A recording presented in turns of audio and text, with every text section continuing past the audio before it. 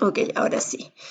Disculpen, estaba viendo la conexión de Instagram, entonces nuevamente les doy la bienvenida a nuestro octavo encuentro ya sobre el mundo de la emocionalidad. Eh, entonces esta vez vamos a estar hablando de un tema bien particular, bien interesante, que a mí me apasiona mucho, que es el que tiene que ver con el lenguaje y la emocionalidad. Me presento para quienes se integran por primera vez a esta conversación de aprendizaje, ¿no es cierto? Soy Ana Segeur, coach ontológico, terapeuta Gestalt transpersonal, magíster en consultoría, también soy periodista y tengo formación en varias cosas, entre ellas intervención en crisis y bueno, todo un currículum que no vale tanto la pena en este momento contar. Quienes quieran conocerme más pueden, ¿no es cierto?, entrar a mi página. Y comencé a hacer esta serie con motivo de la crisis que estamos habitando, ¿no es cierto?, con el objetivo de poder compartir aquello que he tenido la suerte de aprender durante ya varios años, ¿no es cierto? Llevo más de 10 años en el ejercicio del coaching y el trabajo con todo lo que son habilidades blandas, con el objeto de poner, dar acceso a personas que a lo mejor no lo tienen habitualmente a ciertas distinciones. Nosotros no podemos intervenir en los mundos que no distinguimos. Yo, si no sé de cocina, difícilmente voy a poder cocinar, ¿no es cierto? Si yo no sé de mecánica, pues difícilmente voy a poder a lo mejor arreglar un auto. Si yo no sé de emocionalidad, difícilmente voy a poder intervenir mi emocionalidad y autogestionarme. Entonces el objetivo es entregar herramientas, ¿no es cierto?, conocimiento para que las personas tengan distinciones que les permitan autoconocerse en el mundo emocional, ¿no es cierto?, y desarrollar fortaleza emocional para situaciones como la que estamos habitando y para otras situaciones difíciles o críticas que se le presenten en la vida, ¿ya? Entonces, ese es el objetivo de estar haciendo este programa, y la invitación entonces es a sumergirse en el mundo de las emociones. Bien, estuvimos conversando acerca de cómo nos constituimos como seres humanos, cómo llegamos a ser esa persona que soy hoy, ¿no es cierto? Y vimos que una parte importante tiene que ver con nuestra historia, y en nuestra historia, a través de nuestra historia, y sobre todo cuando éramos niños, ¿no es cierto? Las personas que estaban a nuestro alrededor, sobre todo los adultos y los sistemas donde habitamos, de alguna forma nos fueron generando ciertas interpretaciones del mundo, ¿ya? Y precisamente en ese mundo vamos a estar hoy, en el mundo de las interpretaciones. Entonces hay un montón de historias que me contaron, los cuentos, digo yo, que me contaron, ¿no es cierto?, de narrativas que yo incorporé como reales, como que esto es así, ¿ya? No las miré como una interpretación que me estaban entregando esas personas, sino que las miré como una verdad y ni siquiera las he cuestionado el día de hoy y sigo habitando el mundo en la inconsciencia de que tengo ciertas interpretaciones aprendidas dado que habité ciertos sistemas, ¿ya? La familia, el colegio, los lugares donde trabajé, pero sobre todo aquellos que habité cuando era un niño, ¿ya? Mi historia yo no la puedo cambiar, mi historia ya fue mi historia, tengo incorporadas las narrativas, sí, ¿no es cierto? Tengo aprendizaje en distintos ámbitos, pero ahí sí puedo intervenir, porque nosotros, todos los seres humanos del mundo, tenemos ciertos dominios en común. Dominios me refiero a que nos forman, ¿ya? Y que son áreas donde nosotros sí podemos intervenir. Todos tenemos un lenguaje, todos tenemos una emocionalidad, todos somos emoción, no nos podemos quitar la emoción, somos lenguaje, no podemos dejar de pensar, está ya en nuestra cabeza incorporado, ¿no es cierto? Tenemos una corporalidad que es como yo llevo mi cuerpo por el mundo, lo puedo llevar así o lo puedo llevar así, ¿no es cierto? Tenemos todos una corporalidad y tenemos todos también una espiritualidad. Algunos no están de acuerdo con esto, yo prefiero incorporarlo, creo que sí tenemos una corporalidad y que estos cuatro ámbitos entre sí tienen una relación que forma una configuración especial. Y hoy día vamos a estar particularmente viendo la configuración y la relación que hay entre el lenguaje y emocionalidad, porque cuando se afecta a uno, se afecta al otro. No son independientes, son interdependientes. Y la configuración particular que soy yo, ¿no es cierto?, tiene que ver con cómo se relacionan estos distintos ámbitos. ¿Ok? Bien, primera distinción que tenemos que tener, y esto lo he repetido ya varias veces, es que la emoción es energía. Es energía para la acción, emotion, energía para el movimiento. Entonces, la emoción es una energía que tenemos los organismos, vivos, sobre todo los organismos animales, ¿no es cierto?, que nos permiten reaccionar a los mundos que habitamos. ¿Para qué? Básicamente para sobrevivir y para adaptarnos. Entonces, las emociones básicas que conocemos, que son rabia, ¿no es cierto?, alegría, tristeza y miedo, nos sirven para sobrevivir como emoción primaria. Como emoción primaria nos permiten huir, nos permiten defendernos, ¿no es cierto?, me permiten irme a mi interior y hacer un proceso de soltar aquello que he perdido, ¿no es cierto?, y me permiten expandirme y relacionarme con otros en la alegría. ¿Ok? Entonces, estas emociones que surgen frente a un hecho puntual también se van cuando el estímulo desaparece. Y eso es lo que llamamos las emociones primarias. ¿Ok? Ahora, tenemos otras emociones que entendemos que son las emociones secundarias y vamos a estar por ese mundo hoy día ligando con la interpretación. ¿Ok?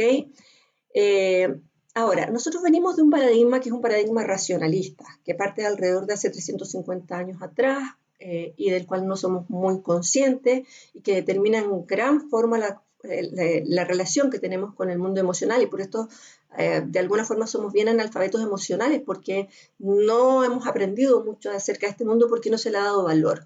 ¿Ya? Y no se le ha dado valor, ¿por qué? Porque Descartes dijo, pienso, luego existo. ¿Ok? Y cuando él dice pienso, luego existo, el poder se pone en la razón. Y a lo que aspira el ser humano a partir de ese momento es a dejar las emociones fuera y funcionar con solo la razón, que vendría a ser el lenguaje y se ubica en el neocórtex, ¿no es cierto? Entonces la emoción aparece a partir de ese momento como opuesta a la razón y por lo tanto se intenta de alguna forma sacar de nuestra vida, y por eso también somos tan analfabetos en el mundo emocional, porque no le hemos dado importancia a este mundo. Y sin embargo vamos a ver que es central. Para mí es el más importante, precisamente porque es el que tiene que ver con la energía que nos permite sobrevivir en el mundo y adaptarnos. ¿Ok? El lenguaje. Veamos, en el mundo del lenguaje, y voy a hacer estas distinciones para que podamos entender esto de las interpretaciones, ¿no es cierto? En el mundo del lenguaje podemos distinguir dos tipos de lenguaje. Un tipo de lenguaje que es el lenguaje descriptivo, que es el lenguaje de los hechos, el que llamamos el lenguaje de las afirmaciones, y otro lenguaje que vamos a llamar generativo, ¿ya? Que es el lenguaje de las declaraciones, y que vamos a ver que es un lenguaje que no describe el mundo, sino que crea mundo. El lenguaje de las afirmaciones, el lenguaje de los hechos, tiene que ver con todas aquellas descripciones que yo hago del mundo y que yo puedo presentar prueba de que es así, como para decirlo en simple. Por ejemplo, yo puedo decir, yo me llamo Ana, tengo 55 años, nací en Santiago de Chile, soy chilena, soy soltera, tengo dos hermanos, un hermano y una hermana, vivo en este momento en el barrio Ñuñoa, tengo un hijo de 29 años que habita en este momento en Argentina, estudié esto, montones de hechos sobre mi vida que de alguna forma es como mi currículum vitae, ¿no? Es como aquello que yo presento en el papel, ya que son hechos. Y yo puedo presentar testigo de ello. Yo puedo decir, mira, o podría decir una afirmación falsa también. Podría decir, yo tengo 25 años. Ya no fue, ya fue. Entonces, alguien me podría decir, no te creo, pásame el carnet de identidad. Y ahí podría ver que mi afirmación es falsa. Pero puedo probarlo, ¿ya? Puedo probar que es verdad o el otro puede decirme, no, es mentira, y va a presentar pruebas de que es mentira.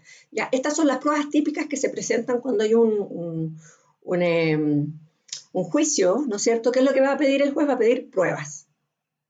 Los hechos que yo necesito para poder hacer luego una declaración que va a ser la sentencia. Hechos, ¿ya?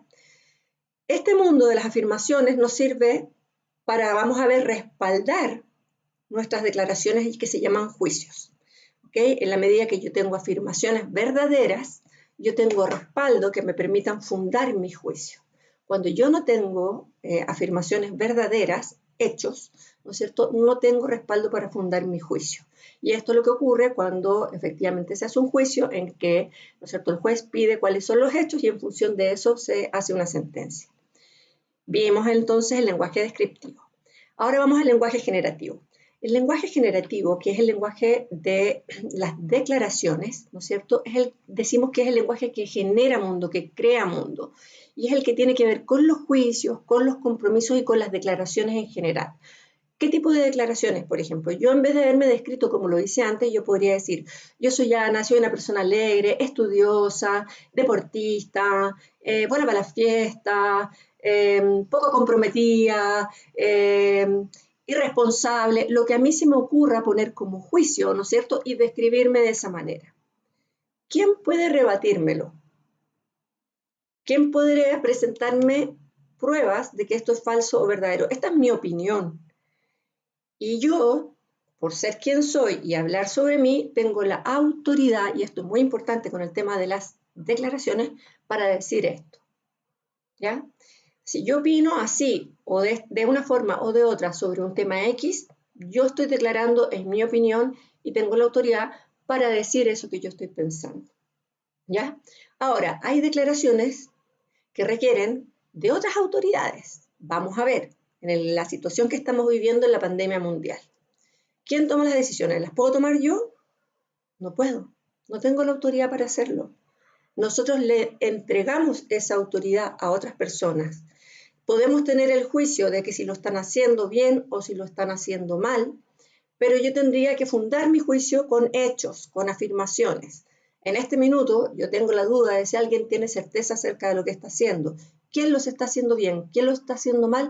No sabemos porque posiblemente está en una experiencia nueva como humanidad y lo que hacemos es tratar de alguna forma de encontrar en qué sostenernos, pero no lo sabemos. Entonces, unos pueden decir, lo están haciendo bien, otros pueden decir, lo están haciendo mal. ¿Y quién tiene la verdad? Ninguno, porque los juicios y las declaraciones son discrepables. Siempre son discrepables. No son como las afirmaciones que yo después decir, dame una prueba. No, es una opinión y como opinión siempre es discrepable. O sea, nadie tiene la verdad. Tenemos opiniones distintas. Entonces, en este mundo de las declaraciones están los juicios, ¿ya? Y también están los compromisos. Ahora, yo tengo la autoridad de hacer ciertas declaraciones, la autoridad que tengo por yo, el hecho de ser persona, pero por ejemplo no puedo declarar como el juez si una persona es culpable o inocente, o no puedo declarar a una pareja marido y mujer porque no tengo esa autoridad, o no puedo declarar un gol porque no tengo la autoridad que tiene el árbitro, ¿ya? Entonces es importante que empecemos a mirar esto de la autoridad para hacer las declaraciones. Dentro de este mundo de las declaraciones están los compromisos, ¿no es cierto? Y están los juicios.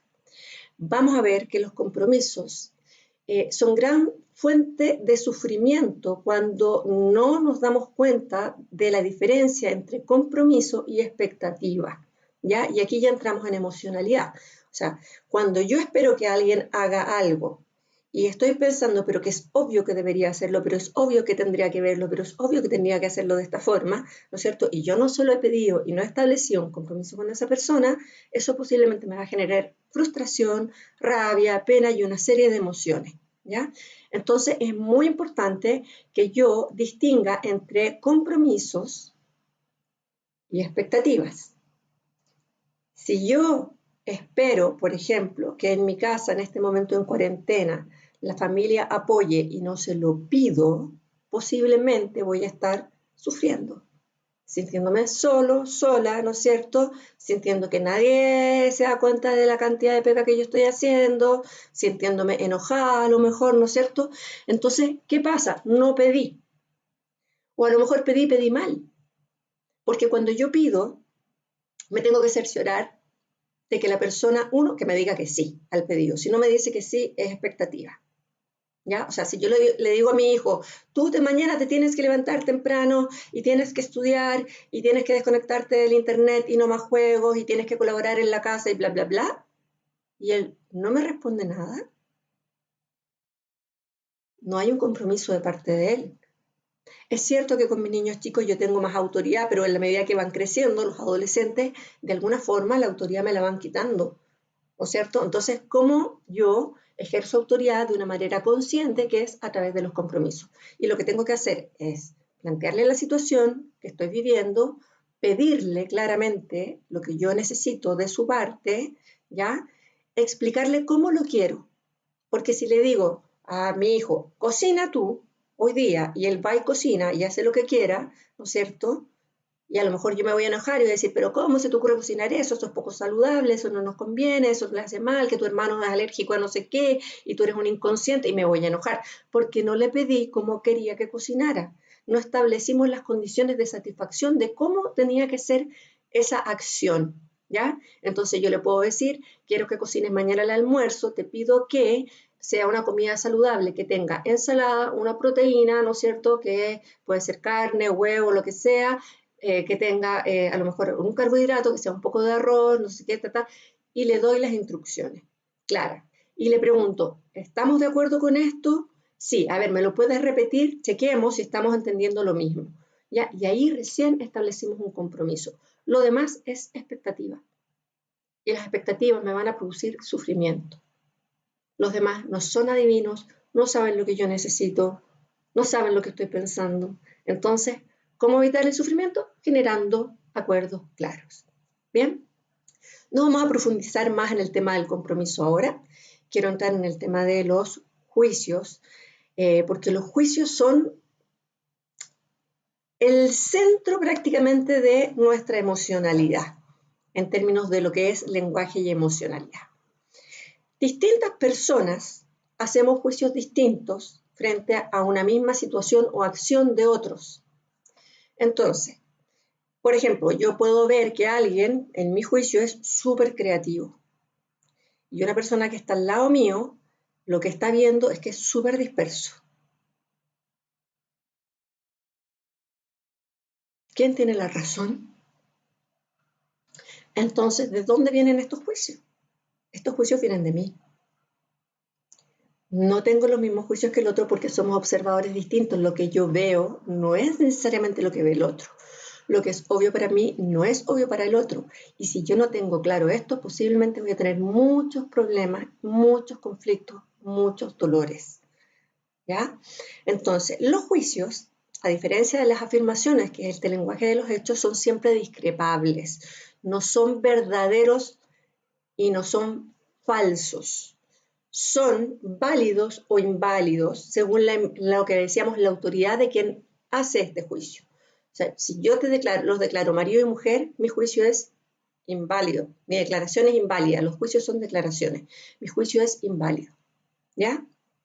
O si yo digo inocente o culpable, mi juicio es inválido porque yo no tengo la autoridad como juez para declarar eso. ¿Ya? Entonces, siempre los juicios son discrepables. El problema es que no somos conscientes de esto y los vivimos como si fueran verdad. Y como lo vivimos como si fueran verdad, esto nos genera conflictos. Entonces, cuando yo digo, fulano es X, y otro dice, no, fulano no es X, es esto otro, entramos en conflicto. ¿Ya? Entonces, eres poco colaborativo. ¿Cómo que soy poco colaborativo si yo he hecho esto, esto, esto y esto y esto? ¿Cómo me dice eso si yo encuentro que soy súper colaborativo? ¿Quién tiene la razón? Los juicios son discrepables, ¿ok? Bien, generan mucho sufrimiento los juicios. Nosotros desde que somos niños estamos recibiendo juicios acerca de nosotros y estamos dando juicios acerca de los demás. De hecho, ustedes que están viendo este video en este momento, se están haciendo un montón de juicios, ya se han hecho un montón de juicios de mí. Quienes me han visto antes posiblemente ya tienen un juicio más formado, tienen un juicio ya previo cuando vienen a ver, ¿no es cierto?, esta serie sobre la emocionalidad. Pero los que me están viendo por primera vez, me empezaron a mirar y empezaron. Me gusta el chaleco, no me gusta el chaleco, es simpática, es pesada, el pelo no sé qué, es inteligente, no es inteligente, sabe, no sabe, ta, ta, ta, ta, ta, ta, ta, ta, ta, ta. Y miles de millones de juicios. ¿Por qué? Porque los seres humanos, como somos tan vulnerables, necesitamos sostenernos en algo. Los juicios nosotros los hacemos en función de nuestras experiencias pasadas. Lo único que distinguimos en el mundo es lo que hemos habitado, lo que hemos vivido, es nuestra experiencia pasada, ¿ya? Entonces, el juicio yo lo hago en el presente, en relación a lo que yo aprendí en el pasado. Y en función de eso, hago juicios, ¿para qué? Para poder afrontar el futuro. ¿El futuro de qué? De mi relación contigo, por ejemplo. Entonces, si mi juicio es que tú eres una persona, a mí me da la sensación de que, no sé, como que no puedo confiar en esta persona, por ejemplo, ¿ya? Y me hago ese juicio porque la estoy asociando con alguien del pasado o algo que dijo lo asocié con alguien del pasado o con una experiencia pasada, entonces lo que va a suceder es que yo me voy a relacionar con esa persona desde la desconfianza. No le voy a dar la oportunidad, partí con el parche puesto. Y esto nos pasa a cada rato. Cuando yo llego, ¿no es cierto?, a la pega y ya llevo harto rato trabajando y llega un compañero nuevo o sabemos que va a venir alguien nuevo, empezamos a preguntar quién es, alguien sabe, alguien sabe, alguien sabe, viene de otra área, no, sí, a mí me dijeron qué. Y todos nos compramos el juicio. No nos cuestionamos de dónde viene ese juicio. ¿Quién dijo eso? ¿Quién lo dijo? ¿Y tú? ¿Qué te dijeron cuando eras niño? ¿Que eres malo para las matemáticas? ¿Que tú eras artista? ¿Que eras disperso? ¿Que nunca ibas a no sé qué? ¿Que eras genial para esto otro? ¿Qué te dijeron? ¿Cuánto te determinó ese juicio? ¿Cuánto te ha hecho moverte en el mundo desde creer que eso es una verdad? ¿Cuánto te ha limitado ese juicio? Ahora que estamos en todos estos desafíos tecnológicos y de aprendizaje constante, ¿cuántos juicios nos estarán limitando a subirnos, por ejemplo, en el tren de la tecnología? ¿Cuánto hemos tenido, ¿no es cierto?, que además romper esta interpretación de que yo no puedo pedir ayuda porque si pido ayuda entonces voy a parecer como una persona incompetente? Y todo esto está relacionado con emociones y con vivencias del pasado. Nuestros juicios son los que determinan el cómo estamos parados hoy día en el mundo, en función de nuestras experiencias pasadas. Y nos abren entonces o nos cierran posibilidades. Según mis interpretaciones, yo estoy abierto a moverme en ciertos mundos o me cierro a moverme en esos mundos. Entonces me pueden limitar o me pueden abrir y me pueden expandir, ¿no es cierto?, posibilidades. Todos los juicios que yo emito, por lo tanto, dado que vienen de mi historia, no hablan de nadie más que de mí. En realidad no de nadie más, porque vamos a ver que las acciones que realizan las personas, ¿no es cierto?, de manera recurrente, pueden hacernos que tengamos ciertos juicios que van a coincidir con juicios de otros y tenemos hechos que respalden ese juicio, ¿ya? Pero en la medida que esa persona cambie sus acciones, el juicio va a cambiar. ¿No es cierto? Los juicios que yo tengo de mí mismo, por ejemplo, de si soy o no soy capaz en este momento, se pueden cambiar en la medida de que yo empiece a ejecutar acciones distintas, ¿no es cierto? Puedo cambiar los juicios. Y por lo tanto, mi emocionalidad va a depender en gran medida de mi emocionalidad. Vamos a ver la relación que hay entre los dos, ¿no es cierto? Entonces, los juicios, de alguna forma,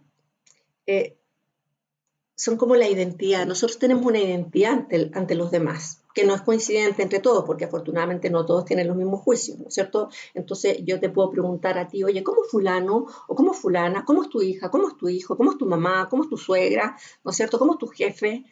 Y tú me vas a dar una opinión. Pero yo le puedo preguntar a lo mejor a tu pareja, a tu hijo, a alguien, a un colega, lo que sea, lo mismo, y me va a dar otra opinión. Porque la experiencia en su relación con esta persona es distinta. ¿Ya? Ahora, lo que les decía, ¿por qué nosotros hacemos juicios de todos? Los seres humanos somos unas máquinas de hacer juicios, no podemos evitar hacer juicios. Porque uno pudiera decir, no, pero entonces no doy más juicio, o que también los llamamos prejuicios. ¿Ya? No voy a dar más juicios. Imposible. Todos hacemos juicios constantemente. El tema es si estos juicios son válidos o no son válidos. ¿Tengo o no tengo la autoridad para hacerlos? Por un lado, y por otro lado, ¿están justificados estos juicios o no están justificados? ¿Tienen detrás hechos que los respalden o no? O simplemente yo escuché algo y lo repetí.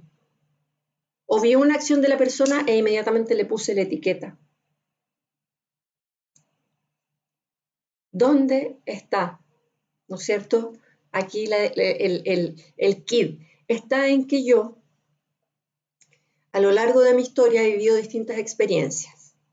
Y como soy un ser vulnerable, cuando me expongo a una experiencia nueva, ¿no es cierto? Lo que les decía, me pasa que necesito, de alguna forma, sentir seguridad. Porque esta experiencia nueva, como por ejemplo la pandemia, ¿no es cierto? No sé qué hacer. Esto es nuevo para mí, no tengo idea. Entonces voy rápidamente a ir a mi historia, a mis recuerdos, a mis vivencias, a todo lo que pasó en mi vida y voy a hacer lo más rápido posible, voy a tratar de encontrar algo que se asemeje en términos de experiencias y de sensaciones con esto que yo estoy viviendo ahora. Y entonces lo voy a enjuiciar, esta situación, en función de mis experiencias pasadas. Es lo único que tengo. No tengo experiencia futura, tengo el presente y tengo el pasado. Entonces, lo que está sucediendo ahora lo voy a enjuiciar en función de mis experiencias pasadas, que no son las mismas experiencias pasadas de la persona del lado. Entonces, ¿qué es lo que nos pasa como sociedad? Veámoslo ahora. Y cuando hablo de sociedad me refiero a los distintos núcleos que habitamos en la sociedad: familia, trabajo, política, religión. Tenemos opiniones distintas. Entonces, cuando yo digo ellos están mal y yo estoy bien, lo que estoy diciendo es yo tengo la verdad y ellos están mal. Pero resulta que ellos que están allá me miran a mí y dicen ella está mal, nosotros estamos bien porque nosotros tenemos la verdad, ella está mal.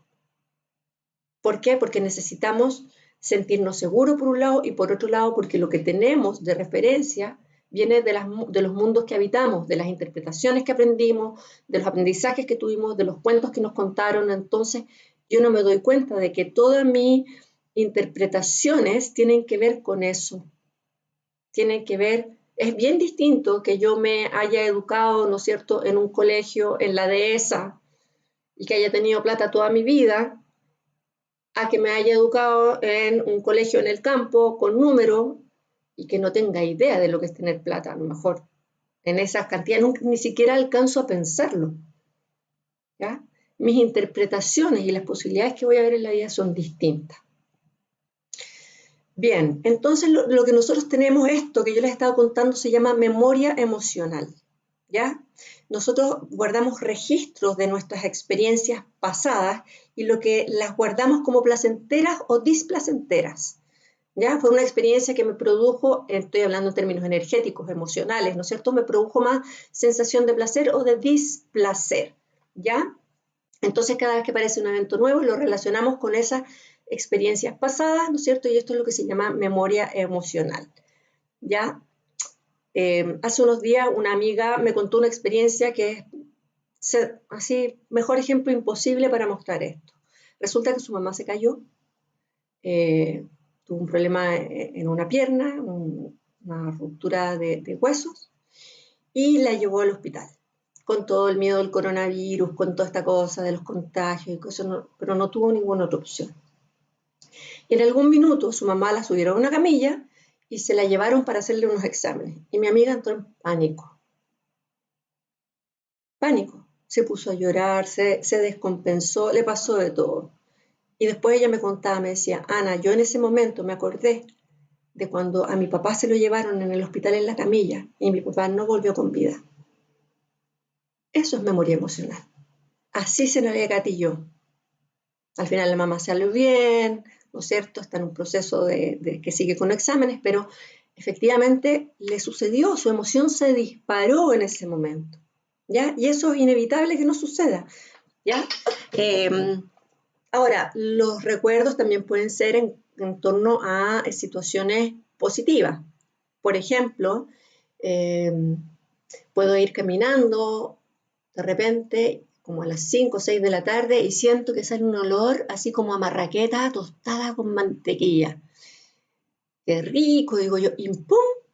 Me acuerdo de la hora de 11 cuando yo era niña, que me esperaba, no sé, mi mamá, mi abuela, la nana, quien fuera, con un pan calentito, crujiente, rico, sobre todo en invierno, ¿no es cierto?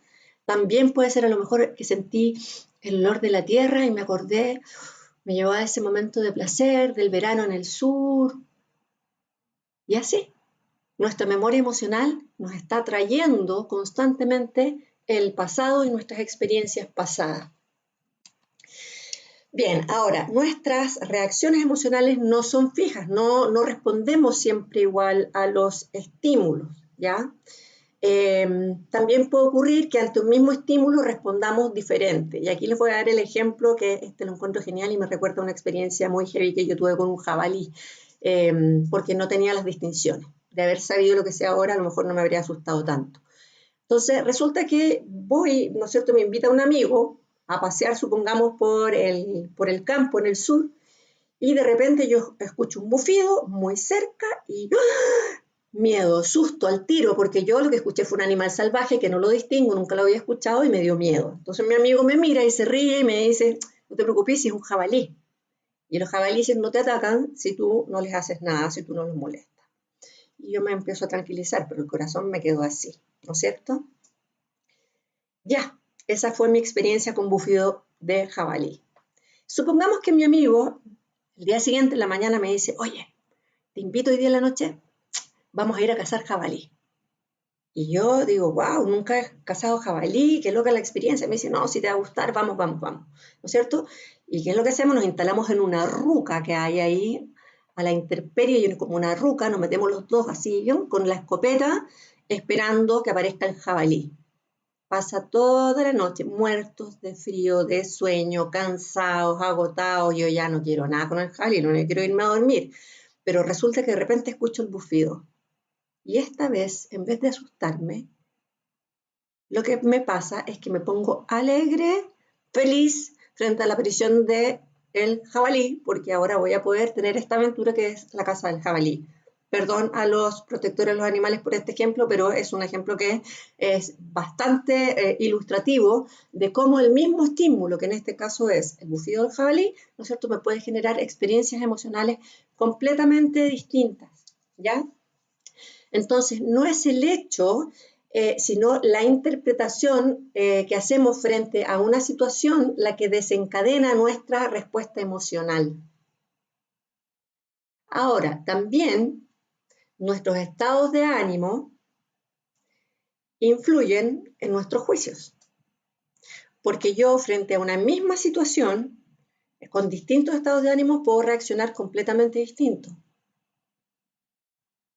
Entonces puede ser que un día viene alguien y me dice, oye, te invito, vamos a salir a una fiesta, lo que sé, y yo estoy con un estado de ánimo bajísimo, entonces digo, qué lata ir a una fiesta. Lo menos que quiero en este minuto es una fiesta. Esa es mi respuesta ante el estímulo fiesta, ¿no es cierto? ¿Por qué? Porque mi estado emocional está de esta forma. Pero también podría ser que venga otro día el mismo amigo y me invita a la misma fiesta y yo esté en otro estado emocional y resulta que me invita a la fiesta y yo, buenísimo, vamos, sí, qué entretenido, que no sé qué. Entonces, va a depender mucho de mi estado de ánimo y cómo yo voy a responder. ¿Bien? Ok. Entonces, lo importante acá es que nosotros empecemos a tomar conciencia emocional y para eso estoy entregando estas distinciones del mundo emocional para que podamos empezar a tomar conciencia emocional. ¿Por qué? Porque sin conciencia emocional nos pasan cosas que nosotros están fuera de nuestro control muchas veces.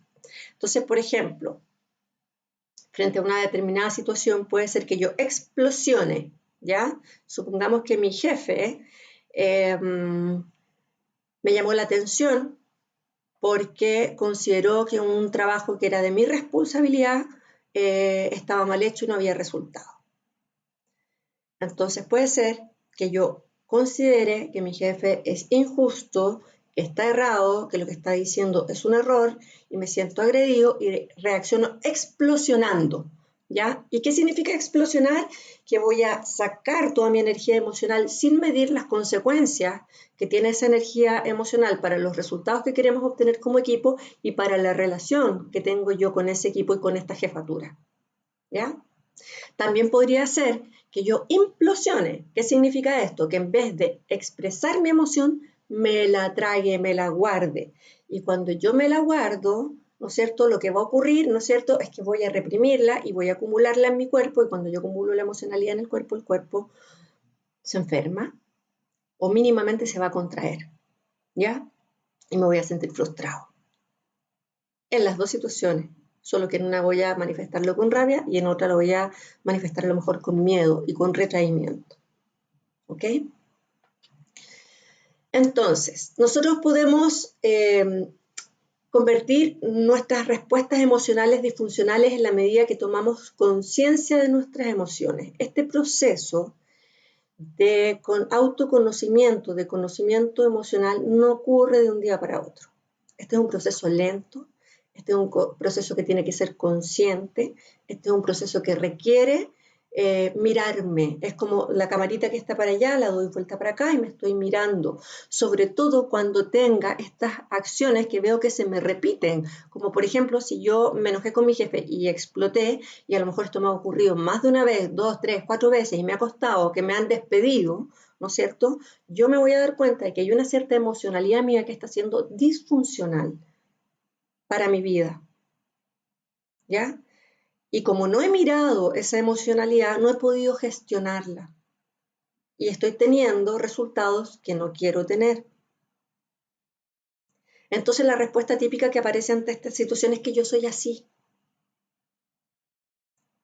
O sea, es como que yo estoy determinado a ser de alguna manera. Y precisamente lo que hemos estado conversando durante, ¿no es cierto?, esta serie, es que yo sí tengo estos ámbitos en que puedo intervenir, que son mi lenguaje, mi emocionalidad, mi corporalidad y mi espiritualidad, para realizar acciones diferentes. Y esto requiere aprendizaje y requiere tener distinciones, ¿no es cierto? Bien. Entonces, la importancia de conocer nuestras emociones, ya de aprender de nuestras emociones, que también a veces se ve bloqueada por las interpretaciones que tenemos acerca del mundo emocional, sobre todo los hombres, ¿ya? A los hombres que se les enseñó que las emociones, por ejemplo, muchos crecieron escuchando que las emociones eran cosas de mujeres, que el hombre no podéis cachar las emociones porque eso vaya a ser poco hombre, ¿no es cierto? Que los hombres no lloran, que los hombres controlan sus emociones, que las emociones se quedan colgadas afuera en la oficina. Imposible. Las emociones, nosotros somos emoción.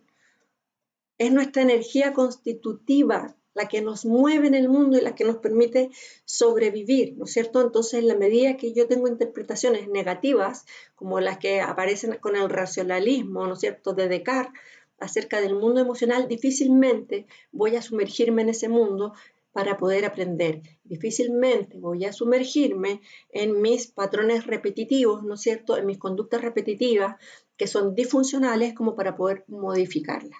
Entonces, ahí está la invitación a sumergirnos, ¿ok?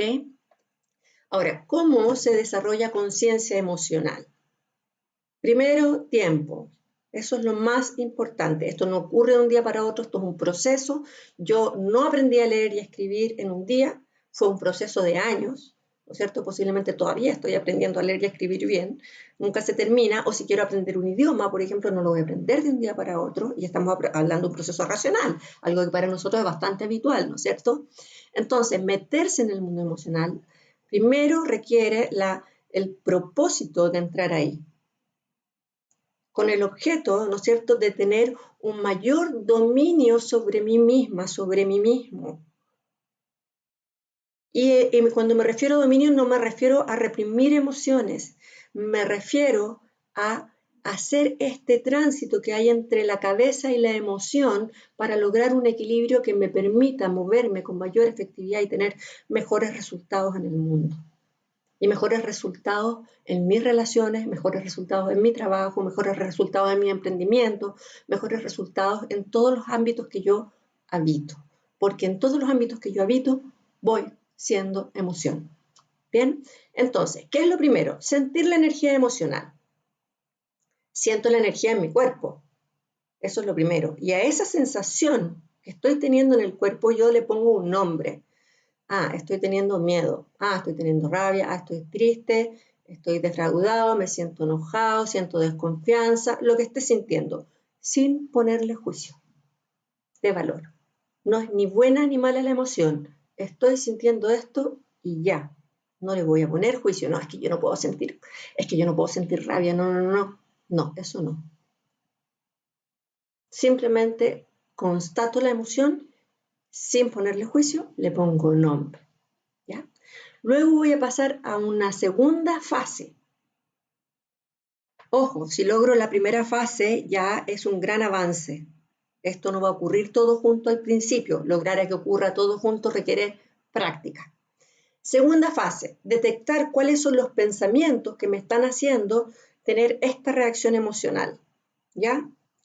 Entonces, puede ser, por ejemplo, la misma situación con mi jefatura. Y saben que les voy a invitar a hacer un ejercicio para que vivenciemos esto. Entonces te voy a pedir, ahí, a ti ahora que estás viendo este video en vivo o que lo estás viendo grabado, que cierres los ojos. Pero que los cierres, tiene que ser con los ojos cerrados. ¿Ya? Entonces, cierra tus ojos y ándate a algún momento de tu pasado, alguna experiencia que fue particularmente difícil, dolorosa, frustrante. Imagínate ahí con quien estabas. Siente incluso la temperatura, la luz de ese momento, si hay algún olor.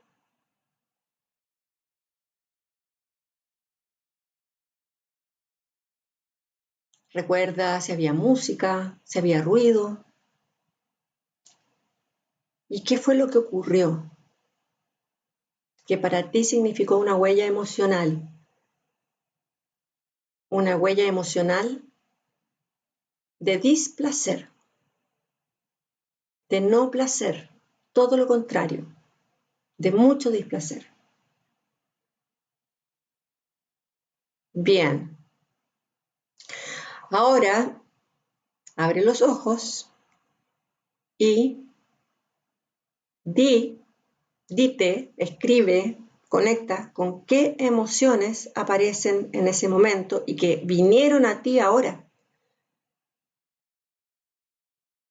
Porque lo que pasó fue que reviviste eso, porque lo que hiciste fue recordar.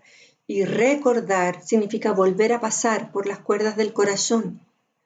Y cuando volvemos a pasar por las cuerdas del corazón aquellas experiencias dolorosas, frustrantes, difíciles, volvemos a tener las emociones. Y miren lo que nos muestra esto, que nuestra mente nos genera enorme cantidad de emociones. La ansiedad, que la vimos en otra de nuestros encuentros, ¿no es cierto?, es resultado de una mente que no para y que está en el miedo hacia el futuro.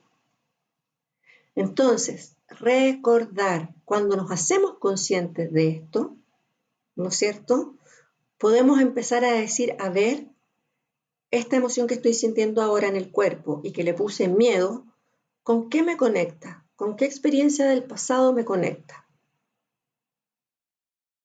A veces es más fácil o a veces menos fácil conectar con esto, pero si yo pongo intención en esto, voy a empezar a darme cuenta de que a lo mejor no es una, sino que varias experiencias las que me hacen tener esta reacción, ¿ya? Si yo, por ejemplo, vengo de una vida, ¿no es cierto?, en que he sido agredida, violentada, etcétera, etcétera, etcétera, ¿no es cierto?, lo más probable es que frente a ciertas situaciones, apenas yo perciba la posibilidad es, ¡pum!, voy a reaccionar inmediatamente. Pero si no tengo distinciones de eso, si nunca he habitado ni la agresión, ni la violación, ni el maltrato, ni nada, a lo mejor la primera vez que esto me ocurra va a ser una sorpresa. No voy a saber ni siquiera cómo reaccionar porque no tengo experiencia de esto. No hay registro en mi vida. No tengo registro anterior. Me voy a quedar congelada. ¿Qué es lo que les pasa a muchas personas cuando son agredidas la primera vez? ¿Ok?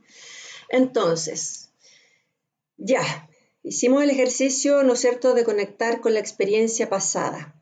Y ahora voy a evaluar si el estado emocional que me provoca esto es funcional o es disfuncional a la experiencia que estoy teniendo presente. Entonces, si yo, por ejemplo, en la pelea con el jefe o en el enojo con el jefe, no me doy cuenta de que el enojo, cuando el jefe me dice esto, yo lo que estoy haciendo en realidad es conectarme con mi papá, ¿ya? Que más de alguna vez me dijo que yo era responsable de algo de lo que yo consideraba que no era responsable, ¿no es cierto? Y me enojaba y esto me pasaba constantemente. Tengo un registro emocional que hace que cada vez que alguien me diga, tú eres responsable de no sé qué, ¡pum!, yo me enojo, salto. Y si no soy consciente de esa experiencia, no le he puesto nombre a la emoción que tengo, ¿no es cierto? No puedo evaluar entonces que si yo reacciono de esa forma, lo que va a ocurrir es que voy a tener como resultado algo que yo no quiero y que a lo mejor es que me vuelvan a echar por quinta vez de la pega. ¿Ya? Entonces, tenemos el tercer paso y el cuarto paso, y que yo creo que es central, es el responsabilizarnos de nuestras emociones. Las emociones son mías. Yo no le puedo decir al otro, es que tú me haces enojar, es que tú me haces enrabiar, es que tú me haces feliz. Yo me siento feliz, yo me enojo, yo me enrabio. La emoción es mía. Y en la medida que yo me hago responsable de mi emoción, ¿no es cierto? Como por ejemplo en el caso del enojo con el jefe o del miedo a lo que me dice mi jefe, lo que yo puedo hacer es, en vez de decir mi jefe me hace enojar o mi jefe me da miedo, puedo decir lee, y aquí está el paso, ¿no es cierto?, intermedio, decirle jefe, ¿sabe qué? Quiero decirle algo. Cuando usted me dice esto, de esta forma, yo siento que, y me hago cargo de mi emoción. Llegar a este cuarto paso requiere práctica, tiempo, paciencia, dedicación a nuestro mundo emocional. Pero les aseguro que si hacen esto, ¿no es cierto?, que no es de un día para otro, son años, ¿no es cierto?, va a mejorar enormemente nuestra calidad de vida, nuestras relaciones, nuestros resultados. El mundo emocional es determinante en la forma en que nosotros, ¿no es cierto?, nos relacionamos y por lo tanto es determinante en los resultados que tenemos en la vida. Mis relaciones determinan mis resultados. Yo no ando de solo o de sola por la vida. Somos seres sociales. De ahí la importancia de conocer nuestro mundo emocional. ¿Ya? Entonces no somos responsables de entrar en nuestras emociones, las emociones no suceden, pero sí somos responsables, ¿no es cierto?, de gestionar estas emociones y de salir de las emociones que son disfuncionales. Esa es una tarea nuestra y un compromiso con nosotros mismos para tener una mejor vida. Los budistas desarrollaron la meditación. Me quiero ir con esto porque yo de verdad le asigno enorme valor a esta práctica. La práctica de la meditación nos permite bajar la locura del loco de la mente y observar nuestros pensamientos. Los vemos pasar frente a nosotros de alguna manera. ¿Ya? Básicamente la práctica de la meditación lo que nos dice es, ¿no es cierto?, en una posición de estar cómodo, ojos cerrados, qué sé yo, siéntate, hacer nada, ¿no es cierto? Y cada vez que venga un pensamiento a tu mente, tú vas a decir, pensamiento, lo vas a dejar pasar como si fuera una nube, como una película, así pasó el pensamiento. Después va a ver qué pasó, otro pensamiento, otro pensamiento, otro pensamiento, otro pensamiento, estamos llenos de pensamientos. Y normalmente vamos a ver que estos se empiezan a repetir. Siempre tenemos más o menos los mismos pensamientos. ¿Ok? Entonces, cuando yo tomo conciencia de eso, cuando yo observo mis pensamientos y cuando observo las emociones que están asociadas a esos pensamientos, yo puedo darme cuenta de que yo no soy mis pensamientos y yo no soy mis emociones desde ese lugar. ¿Ya? Si bien yo soy emoción en términos de que siempre estoy en una emoción y tengo pensamiento y tengo lenguaje, hay este lugar desde el cual yo puedo observar mis emociones y mis pensamientos y entrar a un lugar de calma y de paz. Y esto me va a permitir tener un registro que también me va a ayudar mucho en los momentos en que se presenten situaciones en que yo me pueda desbordar emocionalmente. Porque voy a tener mayor capacidad de parar estos pensamientos y estas emociones, de decir, a ver, observa lo que estás pensando, observa lo que estás sintiendo y al final este es el ejercicio para ir tomando conciencia emocional. Bueno, yo espero que de verdad les haya servido mucho esta conversación de hoy, este octavo capítulo de nuestra serie de emocionalidad.